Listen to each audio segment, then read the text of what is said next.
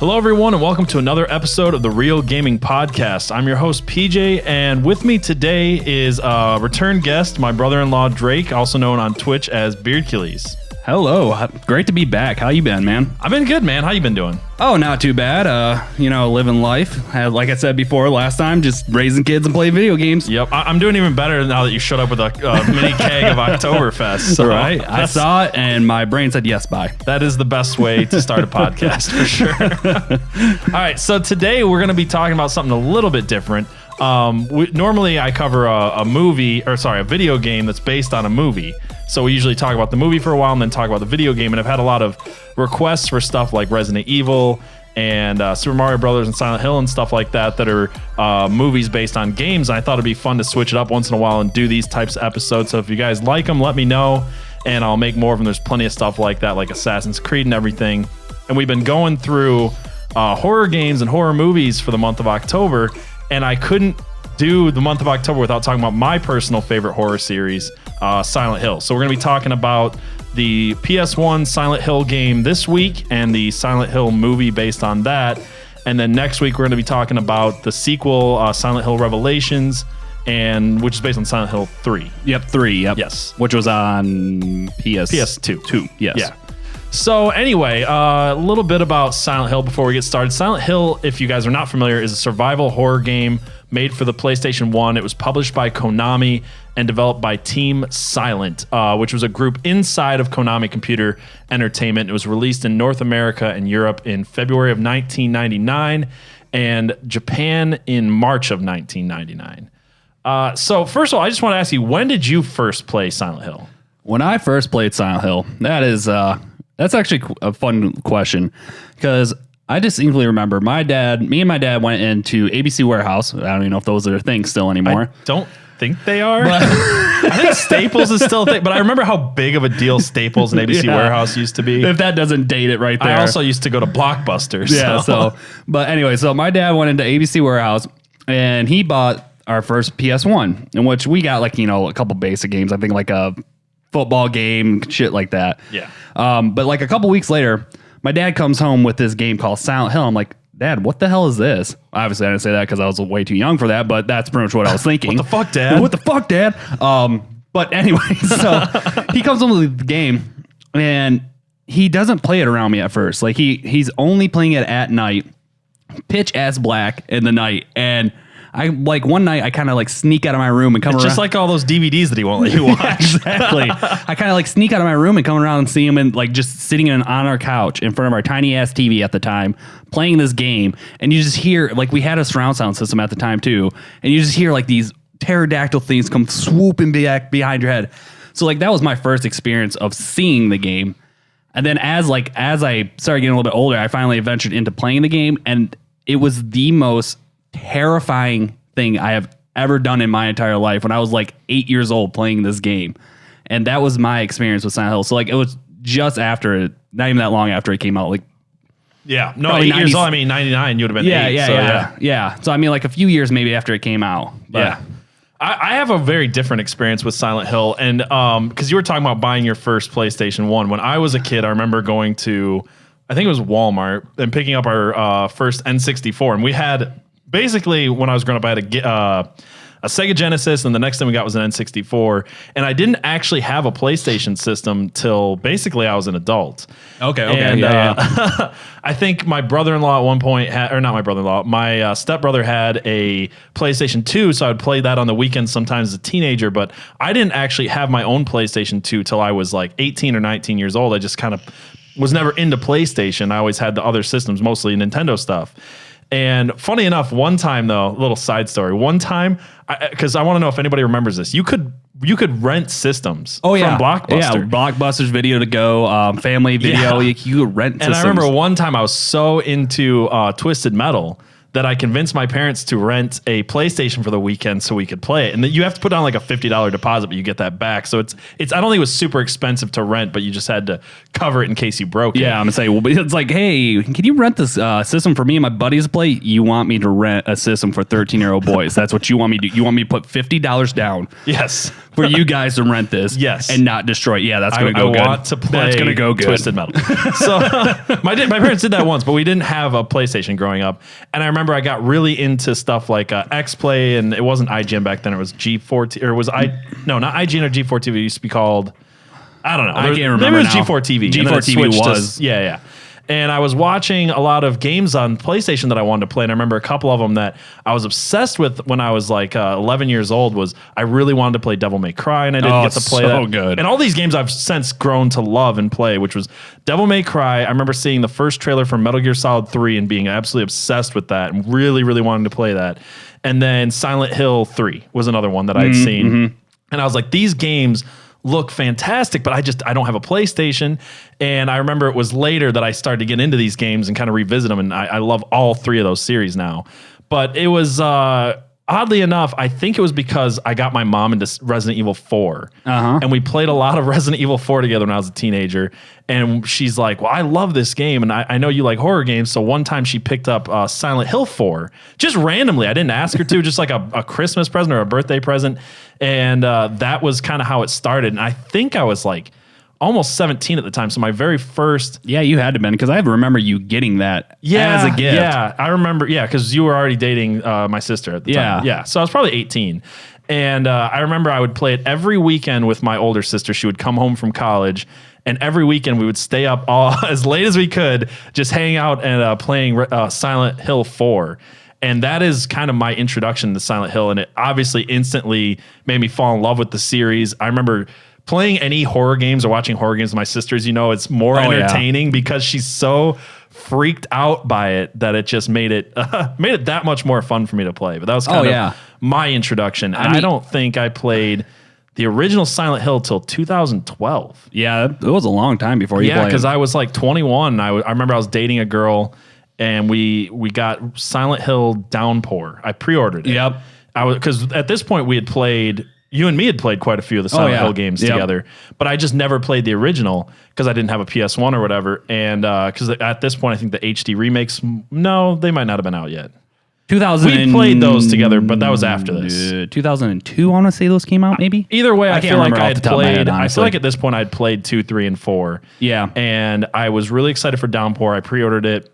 And I was dating this girl at the time. We started playing Downpour with all of our friends on the weekend. We would get together and we'd order pizza and beer.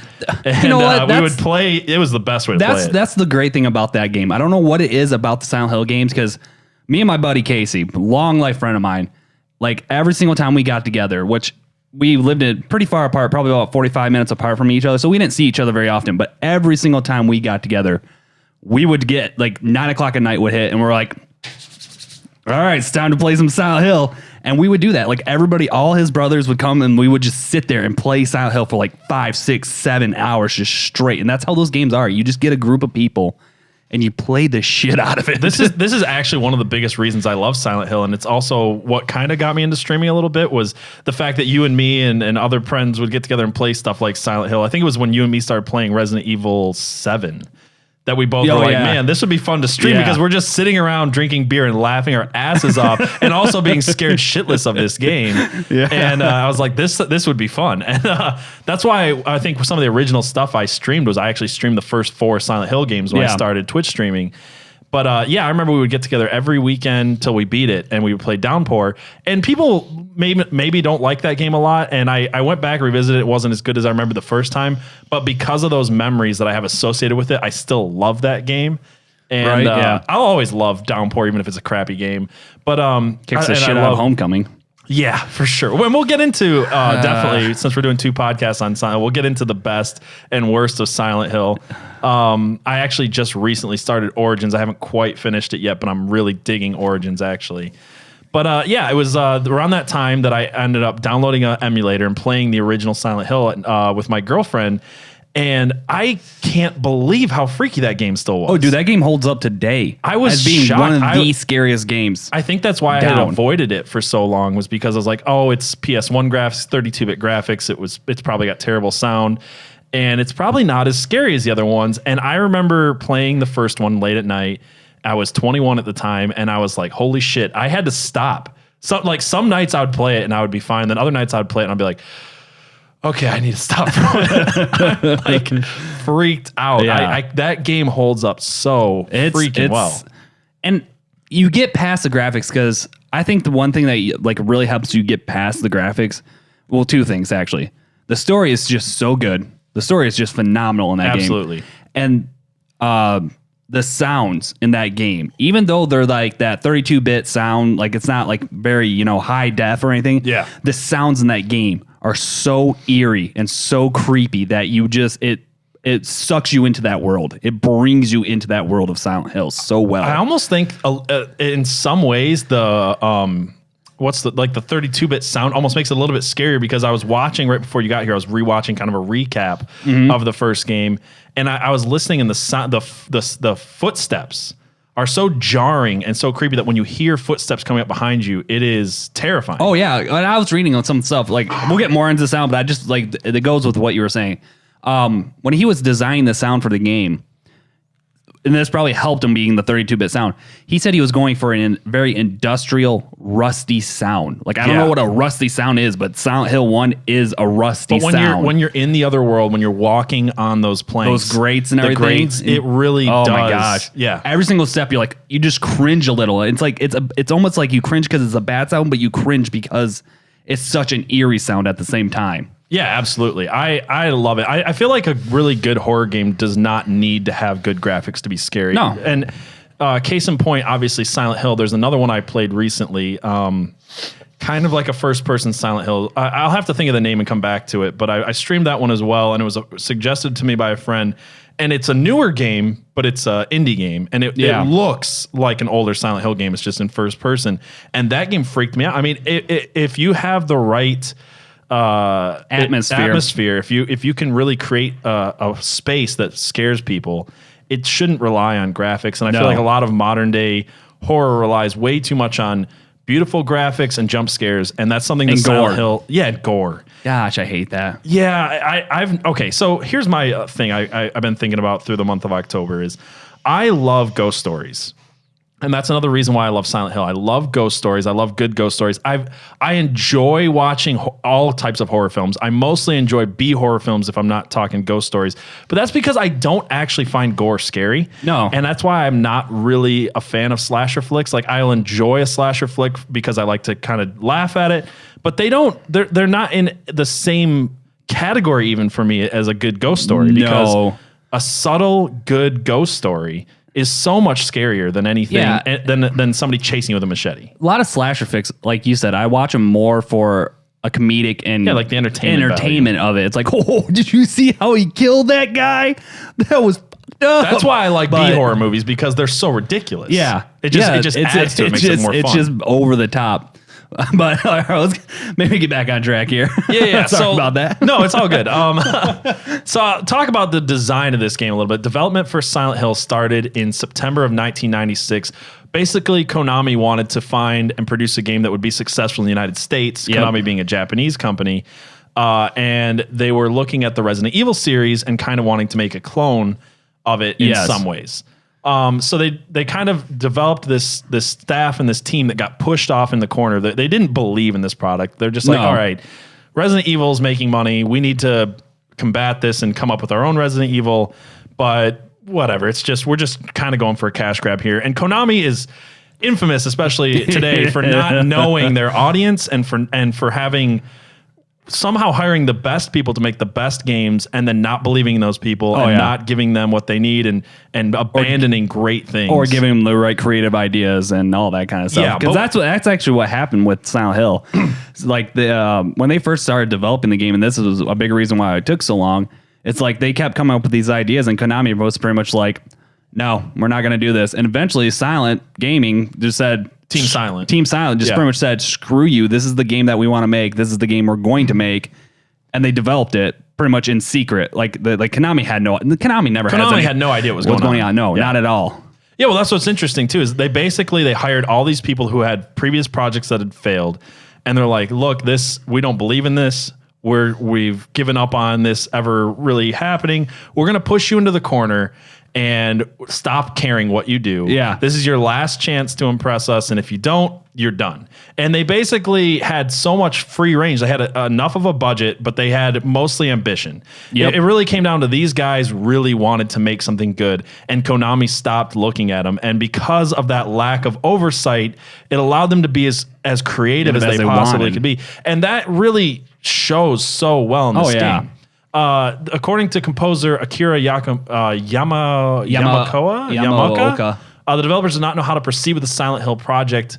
And as time passed, the personnel and management of Konami lost faith in the game, and members of Team Silent increasingly felt like outsiders. So that's according to him. And then I also have some notes. Despite the profit-oriented approach of the parent company, however, developers of Silent Hill had as much artistic freedom because they were producing in the era of lower-end budget 2D titles. So eventually, the development staff decided to ignore the limits of Konami's initial plan and make Silent Hill a game that would appeal to the emotions of the player instead. So they went in that direction that I said, whereas Resident Evil is more on the gore and jump scare and horror side of zombies, which Resident Evil's done a good job of being scary at times. Don't get me wrong. Don't get me wrong. I actually really think the original Resident Evil is pretty freaky. Well, the reason why Resident Evil works, and it wouldn't work in any other way, is because the controls were garbage. Let's be honest. The first, absolutely, they're so hard to go back to. The survival part of it was so strong, which is what made it scary. Like, I have this many bullets, I have to get through this area, and I have to try to not to kill anything that I don't have to kill to be able to get through it. And remember that I didn't kill this thing here if I have to come back to this room. That's what made Resident Evil scary. It was more like a oh shit kind of scary. That's why the Resident Evil games that ignore the fact that it is survival is the scary part of the game. Yes, and that's what makes them scary. Yeah, and that's why even when you get to Resident Evil 4, which is my favorite of the whole series, it still has moments, even though it's a lot more cinematic and action oriented, it still has moments that are really freaky. Like every time I play the initial village in Resident Evil 4, because that game has a sliding scale of difficulty. So if you're doing a new game plus or you go into that village the first time, they make it really hard, so you're supposed to fail a bunch. Yeah. And it kind of adjusts to your level, so it's never easy, no matter how good you are. Yep. It's got that, keeps you on that constant panic. Yes, and that's what actually makes that scary, whereas Silent Hill is really playing on the fear of the unknown. Oh, yeah. And that's really what I love about it. It's more of a mental game. Like, the entire time you're like, okay, I'm around this corner. What's going to be around this corner? What am I going to have to do? And what's it going to take me to get through that? Oh yeah, and it's so dark, and the creatures are so eerie, and you don't know. Like you get to the school level, and the school. The gray children might be the scariest part of the game for me. I have two great stories. Yeah, I want to hear them. Right. One is about the school, and if we come up to the other one, we'll get to it. But that was in Silent Hill 2, so I don't know if we'll hit that one. But we were playing that. I was playing with my cousin, and I'm going through the school, and I'm like, God, I'm freaked out, and I'm like not knowing what to do because like I think it was Silent Hill 1 took me a long ass time to beat because I would play it for a while, get stuck, get pissed, it took me a while too, to be honest. Start completely over, and like so I kept doing that, and I did that for multiple years actually until I finally beat it. Like when I was like 15 years old, I finally beat the game. But this one time I was over at my cousin's house. I was probably like 12, 13. And we're playing through this game, and I'm like, I don't know what to do. And my cousin's like, here, let me have it. So he takes the controller, and he's walking around, and one of those plasma kids just show up, and they squeak. They do that squeak sound. And he literally goes, oh, shit! Like, drops the controller. And I'm like, oh, I didn't see that thing, because you can't really see them, and it's crap graphics, so like it's even worse to see him, and like all of a sudden he just popped out of nowhere and squeaked and freaked us both out. It was great. What I was gonna say is because like when you're in the school, sometimes they're like little shadow things too, and it's like that makes you don't like at times you can hear them but you can't see them. And it makes it even like they said they're playing on the fear of the unknown, and these little creepy children and the sounds, man. Oh, the sound they make is just god awful. Okay, so that was another question I wanted to ask you. What do you think? First of all, in this game, and then maybe in the series, if you want to answer that as well, is the scariest creatures in this game? I think I'm going to stick with the gray children because I specifically remember one night playing this game and having to put down the controller and walk away for a while because those little bastard gray children with the knives freaked me out so much. The gray children, and I would have to say the bobblehead nurses. Oh, yeah. Just because you can only get Silent Hill 2. You can only get around them with your light off. Because if you have your light on, they just sprint at you, and they are strong. Yes. Yeah. So like you have to like shut your light off and like sneak your way around them and stuff if you don't want to kill them. Because like you play on easy, you can kill them, whatever. But you play on a harder difficulty, you just have to sneak around them because you're gonna get whooped because they're strong and fast. Yeah, I would say for me, in the first game, it's definitely the Gray Children, and in the series, and maybe I think you'll disagree with me on this, but for me personally, like the ghosts in 4 freaked me out so much, dude. I didn't have a problem. I know with you ghosts. didn't, and I remember we played this funny. together, and I was like, "All right, man, there's these ghosts, and you can't kill them, and you got to run from them. They're creepy," and you were just like. Didn't phase you at all, and I was like, "Oh, never mind." All right, see you. But that is kind of what's cool about this is because there's so many different enemy types and there's so many different ways that you have to fight them. There is a different scare for every person. So for me personally, the ghosts in Silent Hill 4 freak me out every time, and for you it's different. It's the bobblehead nurses which don't freak me out as much at all. So, is it Bubblehead or Bobblehead? It's something like Bubble. It's one of those. One of those too. But the nurses, they don't freak me out very much at all, but the ghosts really do. And then there's some ghost. I think it's just ghost stuff freaks me out. So like the ghosts in Downpour were the freakier part of that game to me as well. I remember that too. Oh man. Yeah, I got stuck in an apartment one time and I didn't know this was the first time I was playing it. We'll get back to the game in a minute, but like the first time I was playing Downpour, you go to this apartment and it's very dark and I'm trying to find this stuff and there's this like shadow creature attacking me and I didn't realize you had to beat up the mannequin to kill it. And it was like, it was freaking me out. I was like, I just got to get through this apartment and like run out and like take a breather and run back in and search around and run out before it killed me. There's something like that in Origins too. There's like these floating, I don't even know what they are. There's floating ghost things with like a harness on them. And you can only see the harness when you shine the light at it. It's really freaky. But anyway.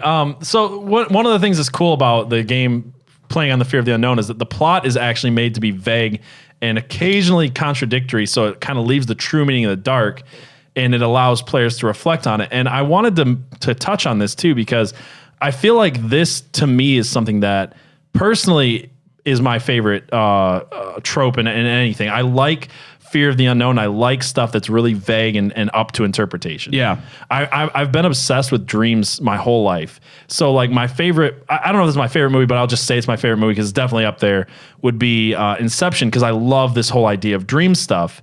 And my favorite TV show would be the first 2 seasons of Twin Peaks for the same reason. It's this dream, weird world.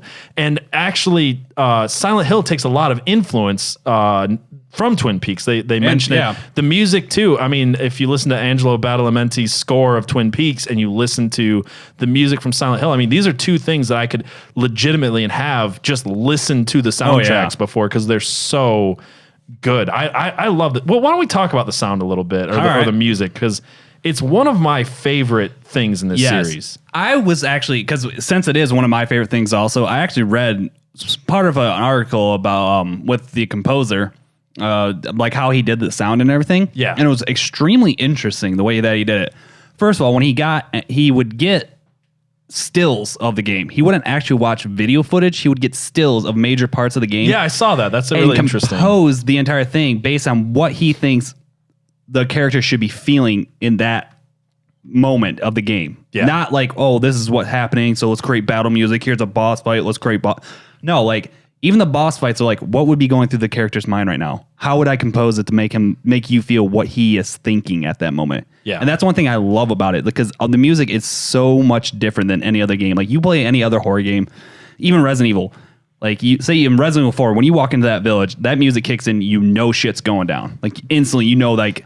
For sure. I mean, yeah, because anytime there's enemies nearby, the music goes down and that kind of gives you that, oh shit, here they come. But Silent Hill, it's all the time. Yeah, Silent Hill, like you walk into an area and it might be a boss fight, but you have no clue. Like the music does change, but you have no clue because of the music that it's going to be that. It changes in another just weird, eerie way that you're like, okay. It makes you think, like, what is happening? Like something's different. Something's not right here.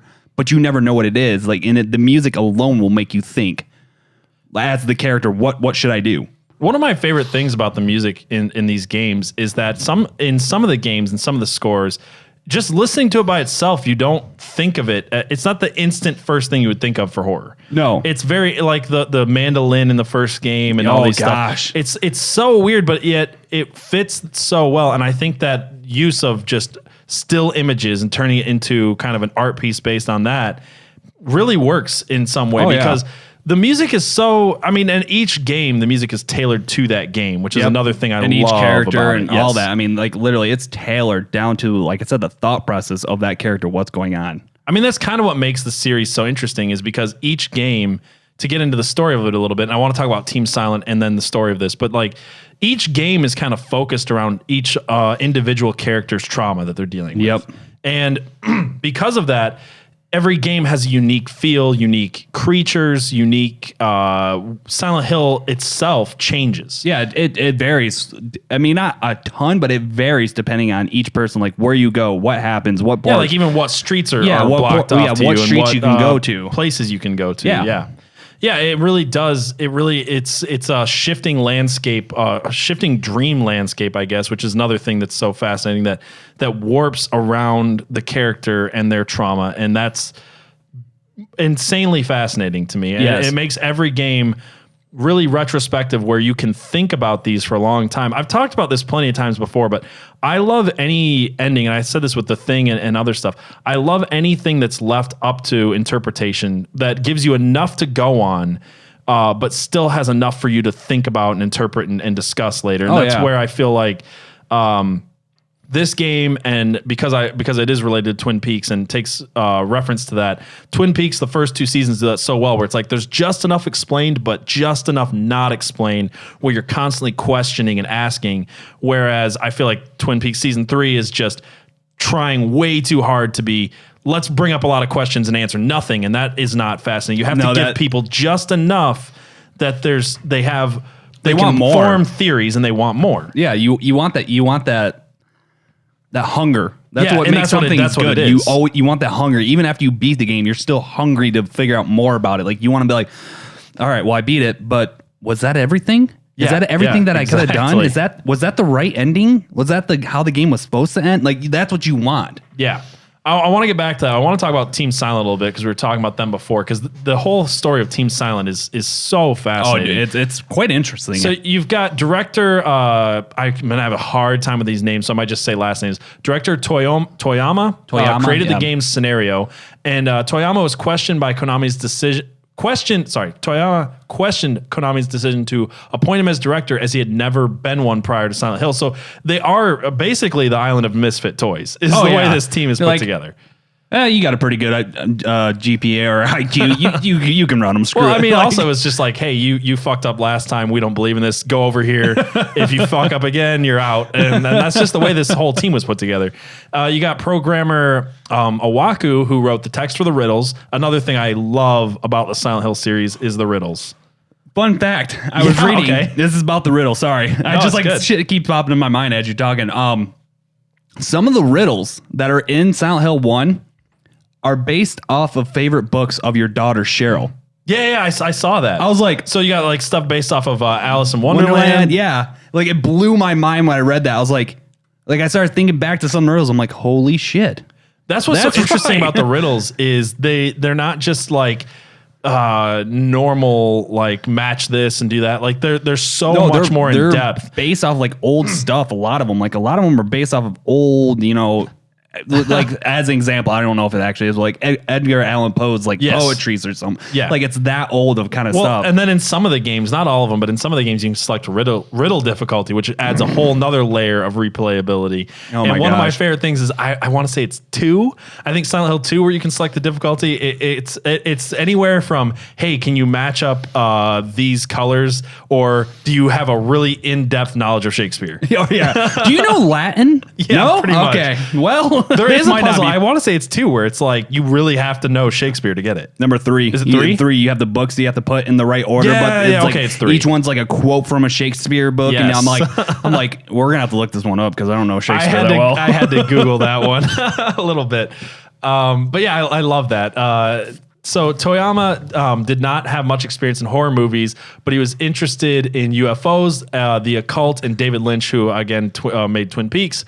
He was interested in David Lynch movies, which helped him influence the game's development. So you've got obviously UFO stuff kind of secretly in all of these games, which I love, the secret UFO endings. You got artist Takeyoshi Sato, who corrected, I think I got that right, who corrected inconsistencies in the plot and designed the game's cast and characters. And this guy is a young employee. Sato was initially restricted to basic tasks such as font design and file sorting. This guy's got a crazy story. He was like pretty much the bitch boy of the whole thing. Like, but he worked his ass off. Oh yeah, he literally went in and said, you know what? Here's the thing. You're gonna put me to be able to do the entire 3D stuff. Yeah. Because if not, I'm taking all this shit with me and not doing a damn thing and not teaching these older people that don't know how to do this. Well, yeah, that's because that's what he did. He created 3D demons and presentations and taught the older staff how to do 3D modeling. Because this is a time where you're transitioning from mostly 2D games to 3D games. And a lot of them I think some people forget that the PS1 was actually a step back from the N64 in graphics and things like that. Yes. Because, I mean, that's why they market it as the N64. It was 64 bits. It was twice the graphical capability of the PS1. So if you go back and really play, there's a lot of great PS1 games that are still 2D. Yeah. I mean, Abe's Odyssey or Abe's whichever one, the Oddworld games are really 2D. So Crash Bandicoot, stuff like that. Yep. So he was not credited for his work in doing this, though. And you're right. He had to go to the Konami his employers, and say, basically, give me credit or else. And the thing is, they didn't even give him full credit because they didn't. They had a guy that was his instructor. I think that's what they called him. Like that technically was supposed to oversee everything he was doing. Like supposed to be a bigger guy than him. Yeah. And they mostly gave him all the credit because he was the guy that pretty much said put a check mark next to all the work he did. Yeah. Then that's all he did. He just pretty much said, "Yep, that looks good." When really he didn't do a damn thing. Yeah, this guy got shit on, but he did so much work. At one point, he even stayed up all night. I think I have notes on this. For a couple weeks or something. I think it was like for a year. He basically lived in the Konami offices so that way he could work on he could use all of the computing power of all the 120 computers in the office to render his 3D models. Because he took over completely all the 3D modeling. There was nobody else who did any 3D modeling. He literally did all of it. That's why he stayed for so late, because he had to work on every single piece of it. Yeah, it's crazy. Anyway, so I want to talk a little bit about the story of this game. So, because that'll be important in getting into the movie. So basically, to sum it up a little bit, and if you have not played Silent Hill, find a way to play it. If you got to download an emulator, buy a PS1. If you have a PS3, buy the game off of the PlayStation Store, because you can still play it on. Absolutely. You can buy it that way. Yeah, it doesn't even matter that it's not HD remake or anything. It's still such a fantastic game. It holds up so good. But basically, your main character is Harry Mason, and you show up in this town, Silent Hill, and you're kind of get into a car accident, and your daughter's missing, Cheryl. Yep, Cheryl. So you're going around the town trying to find Cheryl, and this town keeps shifting and changing between this already weird, not quite right world that's covered in fog, which is actually more ash and smoke, you find out. Yeah, and there's snow dropping that's like off season and stuff. Like it's really off. Yes, and then it keeps you hear these sirens, and it all of a sudden switch into this like hell version of the world, and you're going through this town to these certain locations, and each one's kind of got like personal significance and things like that to the characters. So you're going to places like the school looking for your daughter, and you're going to the hospital and all this stuff, and you find out that your daughter is not really your daughter. Basically, you run to this lady, Dahlia Gillespie, at this church, and you find out that your daughter, Cheryl, is actually there was actually this girl, Alessa. This is going to sound really weird. There's this girl, Alessa, who was the daughter of Dahlia Gillespie, and there's this cult in Silent Hill that believed that she was a witch or the game's a little bit different. Yeah, I'm trying to sort between the game and the movie a little bit. The game is Dahlia Gillespie. She has a daughter, and she is trying to use her daughter as I got a little confused there. For a deity that they're trying to resurrect. Yes. It's really confusing because if you just watch the movie and everything, but so she's trying to use her daughter as this vessel to resurrect this deity. So they try to use her as the vessel. It backfires on them. Alessa's soul splits because the good part of Alessa didn't want to become. They this basically deity. burnt her in some like demonic sacrifice ritual So thing. her soul splits. Alessa's bad half stays with Alessa, and then Cheryl was the good half. the good half, who was an infant that ended up Being Mason reborn. got. Yeah. And the Alessa, the dark half, is what's controlling Silent Hill and creating these nightmares and creating these creatures and these demons. So the first game, really, the creatures and all that stuff have a lot more to do with Alessa than Harry Mason. It shifts as other people come into Silent Hill. But in the first game, it's her classmates are basically the Grey Children. And you've got other stuff like that represents other fears and things in her life. Yep. That's why the puzzles and riddles are books that Alessa / Cheryl would have read as a child and things like that. Because they're one and the same. So yes. So basically, you get through this town, and there's this other cop that kind of shows up there with you, named Sybil Bennett. She's from a nearby town, Brahms, Brahms or something like that. It's written. It's actually different in the movie than the game. Yeah. It's pronounced basically the same, but it's spelled differently. We'll get into the movie in a minute because the movie does shift around a lot of names, which is really unnecessary and weird. Get it. And I don't get it because they had the licensing, obviously, so I don't fully get that. But yeah, Sybil's there she's from a neighboring town to investigate the weird things that have been going on in Silent Hill. They don't really say like what weird things she's there investigating. Like she was there investigating the call, kind of, or if she's just there investigating. Open to interpretation. Yeah. This game works so much on dream logic too, which is one of my favorite things. This is explained throughout the series a little bit more later on. But like there's puzzles and things that are so strange and so weird that as you move on to more current titles, you start to think, okay, that's the way old video games worked, but newer video games are a lot more reality based in some ways.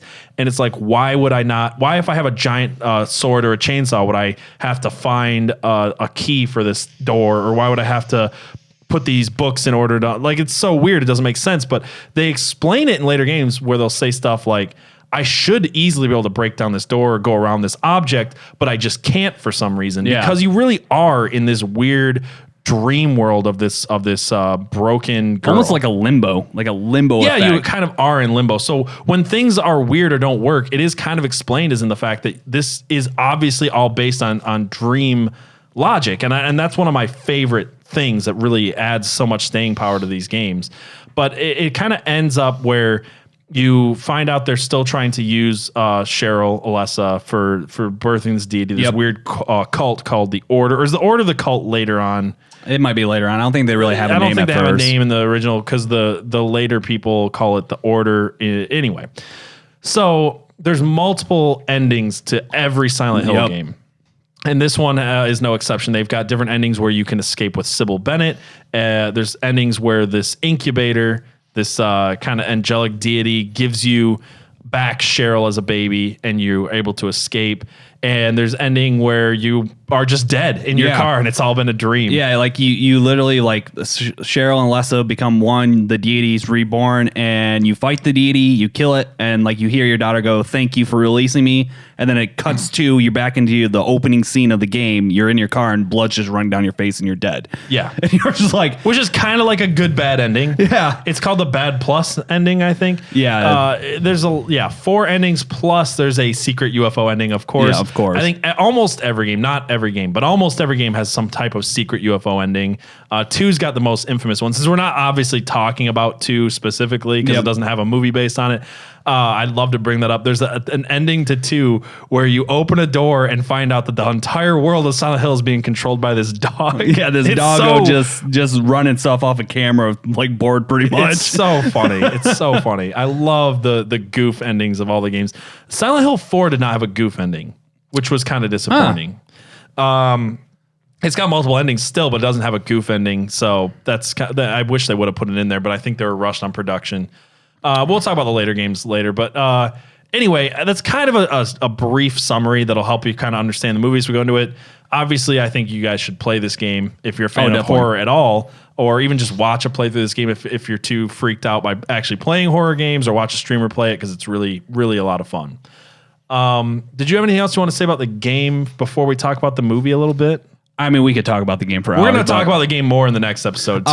No, I think this is a good point to switch over because now we can kind of explain the plot and how they're different and stuff like that. So, no, I think I'm good right now for the game. Sweet. So Silent Hill was in 2006 was made into a psychological horror film, and it was directed by Christopher Gans and written by Roger Avery. Written by Roger Avery, Gans, and Nicholas Buchreif. Close enough. A weird name. Boukhrief. Somebody tell me how to pronounce that. Sounds good to me. All right. So the game instantly starts differing from the story, whereas instead of following Harry Mason, which is Cheryl's adoptive dad, I should have said he was an adoptive dad. Yeah, it's adopted. Instead, it follows Rose, which is Sharon's adopted mother. So, and the dad is not called Harry; he's called Christopher. He's called Harry later on. Yep. But we'll explain that when we get to the... It's Henry later on. Henry and then... Is it Henry? Yeah, I think so. Like maybe. I can't remember. We'll get into it with the next There's episode. so many name changes, it's hard to keep track of. It really is, because I want to call her Cheryl, and they call her Sharon in the movie. They don't call it Alchemia Hospital. They call it like Brookhaven Hospital. Yeah. Brahms is spelled differently, but it's still basically pronounced the same.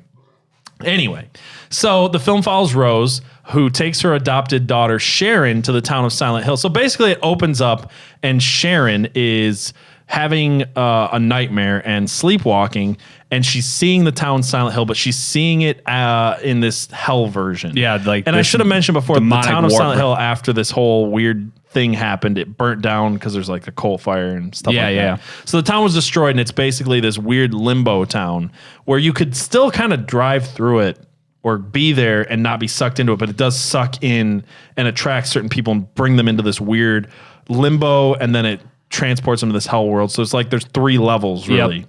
So there's like your normal world, there's like the limbo world, and then there's hell world. This is kind of the way I describe it.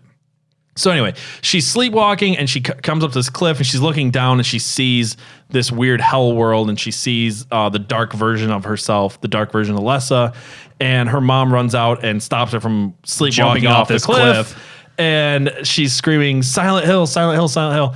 I want to say I think the opening scene to this movie sets it up as being kind of a corny movie. Oh yeah, it really does. Like if you watch the opening scene, you're like, oh, I know what I'm getting into. But it does so quickly shift into really setting up the sound and the look and drawing you into this feeling. I feel like it captures that. And I think what really made me think it was corny, like, you know, the part where she's about to fall off the cliff, she screams Silent Hill and everything like that. And I think the real part that made me thought it was gonna be corny at first is when they're like, the next scene, they're like laying underneath that tree and she's, you know, drawing and all that. Sharon's sitting there drawing and everything. And she looks like what would you say? 8, 9, maybe 10 years old. Yes. And she sounds like she's 4. That honestly, I like, feel like the little girl actress in this movie is actually pretty bad. And that is one of the things that takes in parts. No, the funny thing is when she plays, okay, this is a little bit of a spoiler later on, but she plays the little girl as a normal human, right? Yes. She also plays Alessa in the movie. Yes. That's her. And she does a phenomenal job being. She's much better at being creepy. Yes, child. She does much better job playing Alessa. But I agree with you. The opening scene where it shows her under the tree, which I think is a callback to the game, because you kind of see in the opening of the game like Harry Mason's memories of him with his daughter, and they're sitting under the tree. So like that's kind of cool. But she plays an 8, 9, 10-year-old girl who's acting like my 6-year-old. Yeah, like sucking her thumb and stuff. Yeah, she sucks her thumb a lot. It's really. Why? She's like got this stunted, like, I don't know. I had to bring that up because that's just, I just wanted to know if that's another thing that like it drives me nuts, and I didn't know. Well, if it I'll drove tell you what nuts. drives me nuts as far as corniness goes, because this movie does have its moments of corniness. I do believe, and we'll get into why. I do believe that this movie is grossly underrated. I think it's actually a much better film than people give it credit for. But the thing that drove me nuts came out in 2006, so I don't know when The Ring came out or when I can't off the top of my head, but probably around the same time. What drives me nuts is probably before. So every movie that came out around this time that has to do with children, I think this has been a trope that's been used way too much, is they grab their crayons like a knife and they draw these big evil circles on paper. And when I saw her doing that in the movie, I was like, come on. Another creepy children drawing black circles on top of it. Like, can we stop doing this in every it's so movie? Scary though. It just comes off as corny and weird. All right. Anyway, so yeah, she screams Silent Hill. And that's kind of the opening scene of the movie. And so It's obviously happening a lot, and the parents are trying to figure out what to do. And so Rose finally decides, pretty much doesn't tell her husband that they're going to go to Silent Hill because she wants to figure out. They're arguing over it. She wants to take her there, and he's like, no, we need to take her to the hospital. Cut to next scene, and she's driving, and he's trying to get a hold of her, like, where the hell did you go? He's like, she's pretty much like, I'm going to Silent Hill. I'm going to figure out what's going on. But did you look at the websites? Did you look at the websites, Did you Rose? look at the websites? So they go to Silent Hill, and they get the same thing as the game. They get into the car crash and everything like that. Well, first of all, I'm gonna let you talk because I'm gonna get keep it's all good. It's all good. First of all, they stop at a gas station. He cancels all her credit cards. Yeah. And she's all mad. She's like, I'm going to take her there. I think this will be therapeutic for some reason because I'm an amateur psychologist. Yeah. And which is weird. And the police officer, lady Sybil Bennett, sees her and she's like, this is weird. This seems like she might be taking the. I don't know why that's weird. Like I don't either. I don't know why. Because right away she goes up to the daughter. She's like, are you okay? She's like, I don't talk to strangers. Like, shouldn't that be a good indicator that this is her mom? Yeah, that's what I'm saying. Like, she's literally saying, hey, like the girl is literally saying, hey, mommy, where are you? Why will we stop here? And like, she's saying all this stuff. And the cops is like, Sybil Bennett is way too sus of them. Yeah, and Sybil's like, is that your mom? Do you know that lady? Like, no, I just called her mom, but no, I don't know her. I don't fully understand that part. That's one part of that movie that drives me insane. I gotta say this, like, honestly, I feel like the beginning of the movie up through this part is a little bit corny. Where the movie starts to get good is directly after this. You get this really like high overhead shot of them driving through just this windy road, speeding and like the crazy. music and the atmosphere. This is where the movie really starts to capture the atmosphere of the game. And from this point on, or shortly after this, basically Sybil pulls them over and they run from her. Silent Hill's been blocked off and she has to crash through this gate. They see dark little Alessa. She swerves so hard. Why does she swerve so hard? I don't want to be sexist here, but it's this huge 2-lane road and she's swerving like there's a all damn she has to Mack do truck in the road. All she has to do is like edge over a little bit and she just full on like cranks the wheel. It was so bad, but she spins out and crashes, and this is where the movie and the game line up so perfectly for the next 10 minutes, like so perfectly, from wake up in the car crash, running through the town, Cheryl, except it's Sharon. Sharon. She's looking for Sharon, and it goes right into the game where she goes down this little alleyway and it switches, and the little gray children come after, and there's the thing tied up to with barbed wire to the fence and the lighter. I was so into this scene. That scene, when that happened, like you said, the first part of the movie, like this is gonna be a bad movie. It starts off bad. Like and then you get to that scene, and you're just like, oh my god. This is live action of what happened in it. Like, this is happening. I can see it. And it just sucked you in at that point. And they really did a good job. Even though a lot of stuff they did change, they did leave the parts that really represented the game and making it what you wanted it I for. feel like the majority of movie. this movie is a good film, and it's also a really good film if you are a fan of the series. Yeah. I want to bring this up. So the guy who directed this, Christopher Gans, right? So the development for this movie actually began in the early 2000s. It began right after the game came out and became popular. I forgot to mention the reception of the game. That's the one thing I want to go back and cover a little bit, was the reception of this game. So Silent Hill, when it came out, it got generally positive reviews, 86 out of 100, according to Metacritic, compiling all these sources. It sold over 2 million copies. It got its place in America's PlayStation Greatest Hits budget releases, and it sold really good overseas. Basically, there's this guy, Boba Fett. I love the name. Boba Fett of GamePro labeled Silent Hill as a shameless but slick Resident Evil clone. Describes it as a near-perfect nightmare sim. I feel like you could easily compare this to Resident Evil as far as the tank controls a little bit. Yeah. But outside of that, I really think that all the comparisons to Resident Evil are so overblown. It really drives me insane when people actually compare this to Resident Evil, because I'm like, I played both games. That'd be like comparing any shooter at all to saying, oh, it's a Call of Duty. It's a Call of Duty game. Like, just because it's a first-person shooter. Overwatch is a Call of Duty game. Yeah, exactly. Right? No, it's fucking not. Right? So it did get good reviews. Some people really liked it. That was one of the things I pulled up that I disagree with. People want to call us Resident Evil clone, and No. I don't think it is. But people who really recognize what it was great for, I think, really understand what this game really is, and that it's not a Resident Evil clone. It might have the same kind of tank controls, but other than that, I don't see. I don't see it. I don't see the comparison. I like this game more than Resident Evil. So do I. Absolutely. I mean, I played all the Resident Evil So games. to say it's a good Resident Evil clone is like saying it's almost as good as Resident Evil. Like but I think it's the opposite. Like maybe compared to Resident Evil 7. Like that's the only thing I can think of that's close to Silent Hill now. Yeah. But anyway, I just wanted to bring that up a little bit. So the development for this movie began in the early 2000s. After attempting to gain the film rights to Silent Hill for 5 years, Gans sent a video interview to Konami explaining his plans for adapting Silent Hill and how important the games were to him. So then Konami actually awarded him the rights to the film, and Gans and Avery began working on the script in 2004.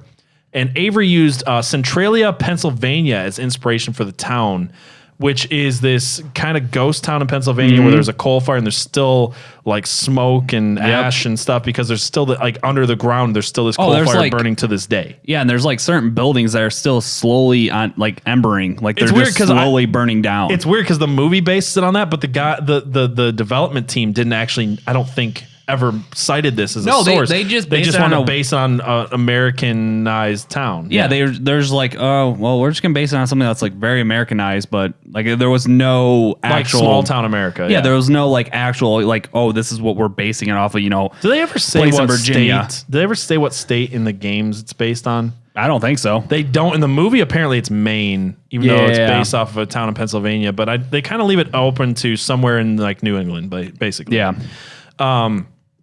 So anyway, it was based on that a little bit, and the filming for this began in February of 2005 with an estimated $50 million budget, and was shot on sound sets and in location in Canada, actually.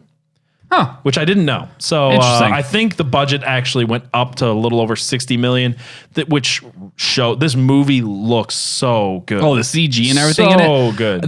The thing that blows my mind is they used the perfect amount of CG to real life characters, because all the creatures are actual people in suits that they it's like CG'd over to give it that real crisp, clean look. Well, it's funny that this movie did it, and everybody is kind of crediting what's the new Star Wars one, The Mandalorian. Everybody's looking at Mandalorian saying, well, look what they did. They took a doll Yoda and then they just kind of CG'd over to make it look a little bit better. And it's like, yes, people have done this before, but yet movies after this and between the time of Mandalorian and Silent Hill kind of forgot that you could do practical effects and then do a little bit of CGI over top of it to make it look better.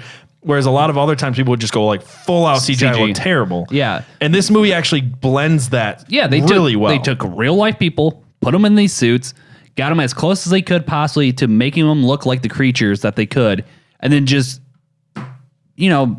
did a little bit of after CG to really push those effects to make it scary and creature-like. But most of it is an actual person in a suit doing, like, they're doing all the movements. They're doing everything. It's not a CG thing. Like, so it makes it more realistic and visually, like, acceptable to the brain. Like, like movements and things like that's that what I'm saying. Are so like hard to capture in CG the right way. Exactly. Like your brain goes, that's possible. Like a creature like that looks like that would be able to do that because they actually had somebody doing those moves. Yeah. Which really helped. But I want to bring this up because I feel like movie-based games or game-based movies, whatever. Movies that are based on video games, a lot of times are really bad cash grabs. Oh, yeah. And as much as people want to diss on this is not that at all. This is a real fan of the series. I mean, you can tell that it's a fan of the series making this. He put so much shit in there that if you didn't play all the games, you wouldn't know why it was there. And I think that's why people don't like this movie. I've seen a lot of bad reviews. We'll get into the reviews later because there's a lot of negativity around this movie. But I saw this movie actually before I played the games, and I enjoyed it. Well, actually, I want to ask you that. When's the first time you saw this movie? I mean, I played... You played, obviously, Silent Hill before the movie came out. Yeah, I think I played every single game but 4 before I saw the movie. I don't think you played 4 until we played it together when we were because like, I never had an Xbox like a single, like the Yeah, because original that Xbox. actually, I should have mentioned that earlier. When I said I got Silent Hill 4, I got it on the Xbox. And it was I didn't have it on PlayStation. I didn't even think it came out on PlayStation. It did. It came out on PlayStation 2, Xbox, and PC. Oh, okay. Well, I just never got around to playing it for some reason. And so I seen I played through 1, 2, and 3 at that point. And for me, as a huge Silent Hill fan, like, was it the Silent Hill movie that I absolutely wanted? No. But was it a good blend and a good interpretation of what all those games, like what those games have in them? Yes. It has so much stuff in it that if you were not a Silent Hill fan, you would have no fucking clue why that was there, or what that meant. I'm totally okay with that. I'm okay with them making a movie based on a material that you kind of have to be a fan of to enjoy, because this movie, there's so much negativity around this movie from people who are like, I didn't get it, I didn't like it, it was so weird. And it's like, if you were a fan of Silent Hill, for the majority of the people I've talked to who are fans of Silent Hill actually like this movie. Well, and I understand why they didn't make it an exact replica of the movie, because they were probably trying to get, some other people who may not have played the game or sure. And I felt like even if you hadn't played the games, they explained it well enough. I think there's just a lot of, I don't know, I don't want to say stupid people, but like there's a lot of people out there who thought Inception was really hard to grasp too. Yeah. So yeah. I feel like they do a very good job. There's that whole like cutback scene where Alessa is explaining everything. So you're seeing a lot of imagery and you're seeing a lot of mystery, and it really draws you in. It uses a lot of music from the games, and it uses a lot of really well done shots and imagery, and the CGI is well done. And the camera cuts just like the game, where like it's not one of those, even with the game, it's not one of those things where it's constantly using weird camera angles to show darkness or show mystery. Like they cut when they need to cut to make it mysterious and like what's going to happen next kind of thing. Well, I guess what I was going to say is like, I feel like if you go into a really good movie that's not going to be super explained right away, it can still be like, I saw Tenet recently, and Tenet is a movie where I went in kind of knowing I'm not going to understand what's going on for a while. And I started getting into the movie in about 10 minutes, and I'm like, all right, stop trying to figure this movie out and enjoy it. And later on, it'll make sense. And I remember being 45, 50 minutes into the movie Tenet before I even had a clue what I was looking at. I mean, not a clue at all. And it's like this movie, you're watching all these beautiful set pieces and all this creepy walking around and puzzle solving, and you don't know what's going on, but that's okay. It is explained at some point, and I feel like people don't have the stomach for that all the time, but I don't think that makes it a bad movie. I feel like a lot of people get this movie wrong, and I don't care. It's not as good as the games to me, but it's so much better than it's given credit for. Yes. Even the people that don't like this movie say it is a well done, well shot, beautiful looking movie. I don't know. I like the dreamlike quality of it. I feel like it does capture that. I remember watching this again. Even the first time I watched it, I felt like I woke up the next day after watching it being like, man, that was so weird. And it was just stuck in my mind like a dream. And I'm like, isn't that kind of the point that it's going for? Yeah. I mean, the whole thing is somebody's nightmare or somebody's dream, or it's like you're living inside of someone else's nightmare. Yeah, you're living in somebody else's nightmare. So if you're living in somebody else's nightmare, a lot of times nightmares, you don't even know why you're having the nightmare, why it connects to what the nightmare is about. Yes. So the fact that they were able to portray this movie as something where you could get done watching, you're like, okay, I understand X, Y, and Z, but what's A, B, and C? Like, why is this, and why is that? Like, it still leaves you with that inquiry, like, why is this how it is, and how is this why it is? Pretty much kind of thing. And I think they did a pretty damn good job with it. Well, it's just like they're drawing inspiration from David Lynch, and David Lynch has notoriously been someone who people say, well, what is this movie about? And he'll be like, I'm not going to tell you. Exactly. And I don't want you to tell me. That's okay. Like if you're a fan of David Lynch films, this is easily much more understandable and explainable than any of his films. And he's still known as an auteur and as a great filmmaker. Like at one point, I remember David Lynch, there's this quote where he said, Eraserhead is actually my most religious film. And the interviewer said, well, would you like to explain that? And he says, nope. And it's like, that's okay. That's okay. This movie's not so hard to understand, but it does have dreamlike qualities. And in a lot of ways, it kind of, if you pay attention, you kind of get things like you see this creature in the school in the bathroom stall that ends up attacking her. And if you pay attention to the story, you realize this is the janitor of the school. He's this weird molester person. You know what I mean? And that's why he's become this nightmare creature in Alessa's world, because he molested her as a child. Yeah. And it's like it explains, and the gray children are her mean classmates that were attacking her. That called her a witch and like all this kind of stuff. And I mean, they did a really good job of connecting why the creatures were there. Yeah. And what their purpose was. So this one plot wise changes from the game quite a bit. It obviously follows Rose, which is not really talked about at all in the game. I don't know if it ever even says Harry has a wife or what happened to her. Yeah, the wife is a mystery in the game. For sure. And there's a lot of things about the game that are not explained, and that is okay with me. I really don't feel like over-explaining things ruins things a lot of times. So it follows her, and then Chris, who is Harry Mason kind of, he's trying to find her, and he's kind of getting the backstory of this town. It goes to all these locations. The movie actually takes reference to the first 4 games. Yes. So you've got locations. Actually, technically the first 5 games. Well, that's what's weird to me. When did Homecoming come out? Because I feel like it was the opposite. I think Homecoming came out after this, and it actually referenced the movie in some ways. Well, the only reason I say the first 5 games is because the town that Chris goes to get the files on Alessa and why she was at the orphanage and how she got to the orphanage is based off the town that's in the 5th game. Yeah, so there's this trio of towns. There's Brahms, Silent Hill, and Shepherd's Glen. Shepherd's Glen, yes. And the creatures, actually the miners, they don't actually show, if I'm correct, they don't show the miners as, like coal miners, as a enemy until that game either. Yeah. So there are kind of, I think that game might have came out after this movie, so it kind of is weird how that one references it, but I actually dig that there's stuff between the 5th game and this that correlate.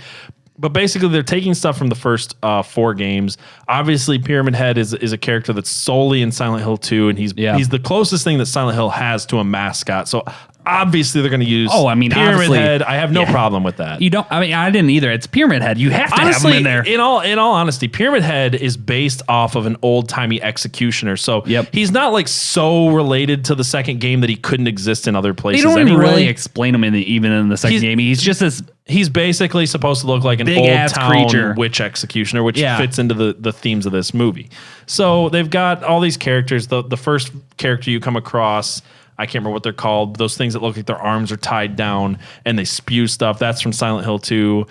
You've got all these different locations. You've got the bowling alley, which is featured in Silent Hill 2. You've got this is kind of the order they go in the movie, which is really fascinating because they're all levels from the games. Yeah. So you start off the bowling alley. Go to the elementary school, which is in the first, which is a lot of the games. Yeah, a lot of first game included. You go to the hotel, which is included in 2 and a couple of the other games. You go to the church, which is included in the first game and the 3rd game and a few others. The orphanage, which is Silent Hill 4, actually. Yeah, that's only really Silent Hill 4.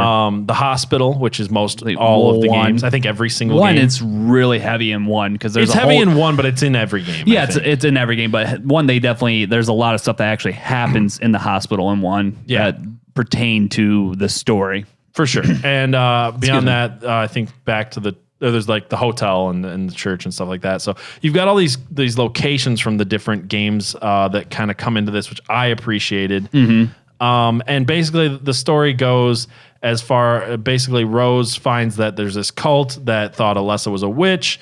And instead of Dahlia being kind of the evil one, she's more of a she's used. See, Dahlia. They changed Dahlia's character, which is a big difference. Dahlia was like she had a daughter out of wedlock, so they called her this witch and everything like that. Because they're this really weird Puritan town that doesn't actually. They follow their own weird demonic religion, and they trick her into giving up her daughter, which they're trying to use as like the release this. What they think is a god, but really it's a deity. Yeah, and the way the movie does it, it feels like she's convinced that they're going to exorcise this demon out of her daughter, and not that they're going to burn her alive. And so Dahlia is more or less played as like this, where everybody thinks is this terrible mom, fool, basically, and that is really innocent and just made bad mistakes, pretty much. It was that's her character in the movie. It's actually the complete opposite of what the game is. Because they actually have another protagonist which is their sister, correct? No, I can't remember. Oh, okay. I thought it was their sister. But anyways, that they pushed that whole thing that what Dahlia is in the game onto this other. She's the leader of the cult of the church. That's who's doing all this shit. Yeah. So Dahlia is kind of drawn as a very different character in this. Basically, from there on, it goes to the fact that she has to solve this mystery around the cult, and then she uses the Beardculez to kill the cult. Basically, once she kind of solves this mystery. Another character that we didn't mention yet is Lisa, is prominent in a lot of these games, just interesting, but I don't have a lot of time to talk about her. We'll have to end this soon, and then we'll start another episode about the sequel, and we'll probably mention some of this in there. But yeah, basically it ends in this way, which I love the ending of this game because it's not or the ending of this movie because it's not directly from the game, but it fits into the realm of Silent Hill, where there's some endings of these games that are just weirded up to interpretation, where she gets out of the town. She takes her daughter home, and and her husband Chris is there, and she is still trapped in limbo in her house, and he's in the real world, and they're standing in the same place, kind of looking at each other, but they can't fully see each other. They just sense each other. Yeah, it's such a weird dream ending. It is. That's open to interpretation. That even though it doesn't follow the game, I love the ending. It's almost like Alessa really couldn't let go of her other half, so she trapped him in that world. Yeah. And it's very interesting because you're watching it and like Chris is in this, you see Chris at home and it's like this beautiful bright day and like you can see the lights and they're like all this stuff. And then they cut to Rose coming home. And it's like dreary. The way they do the color in the and, end is so cool. And like still kind of foggy and everything. And you're like, is this happening at the same time? Or it's just an interesting way, the way they did it. And I really enjoyed it. Yeah, so my overall thing about this movie is, yes, it's not exactly the game. It's obviously made by a fan, which I appreciate. It's got a lot of references to the characters and creatures. It's got a story that I think is actually coherent that other people don't seem to think so. And in all honesty, a lot of times you're playing you see these movie-based games, which are cash grabs, right? Which are, we're going to make this appeal to a larger audience, and a lot of people will like it, but if you're a fan of the game, you're going to probably hate it. And this is the entire opposite of that, whereas a lot of people didn't like it, but if you're a fan of the game, like we are, and like a lot of people I've talked to, they actually do kind of like this movie. Oh, I enjoy it. Like I said, it's the movie that I would really want as a Silent Hill.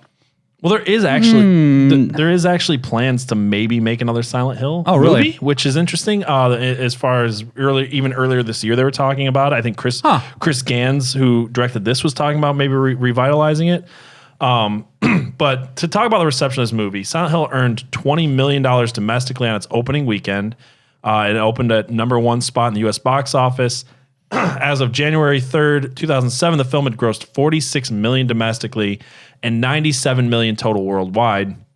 And then the DVD sales boosted it up to another $22 million. So basically this movie grossed over $120 million worldwide. It made Silent Hill in the top 10 highest grossing film adaptations of a video game. I believe that. It did well. But still, it basically was not well liked. Rotten Tomatoes gave this a 31% based on 100 reviews, which is extremely low. Yeah, it is. I hate Rotten Tomatoes So anyway. The site's consensus reads that Silent Hill is visually impressive, but as with many video game adaptations, it's plagued by inane dialogue, a muddled plot, and an overlong runtime. There is some dialogue that's kind of weird and corny. I get that. I don't think the plot was nearly as muddled as they want to say. And I usually disagree with people that say a movie's too long. This movie felt like the right length. I was going to say, I actually completely disagree with that because I feel like the movie could have been longer. I feel this way about movies all the time, where it's like, I want to be in this. If I'm really enjoying a movie, if I'm really enjoying this world, I want to be there for a little bit longer. This movie's only 2 hours long. Yeah, it's not a crazy runtime. 3 hours, that would have been fine. I Anytime feel like there's so much more information that they could have brought in from the world that really would have sucked you in and absorbed you into this world, even movie-wise, that really could have pushed this movie, like punched this movie harder. Yeah, I feel like this is the case a lot of times where you've got a movie that's based on a book or a game, and they're rushing and doing too much exposition and not enough letting you live in this world the way that a game does for 8 to 10 hours, where you're really getting a lot out of it, or even longer sometimes. They're rushing, and I feel like the 2 hours for this was pretty spot on. It could have been even longer, in my opinion, and I feel this way all the time. I always disagree with people who are like, oh, 90 minutes is a perfect runtime.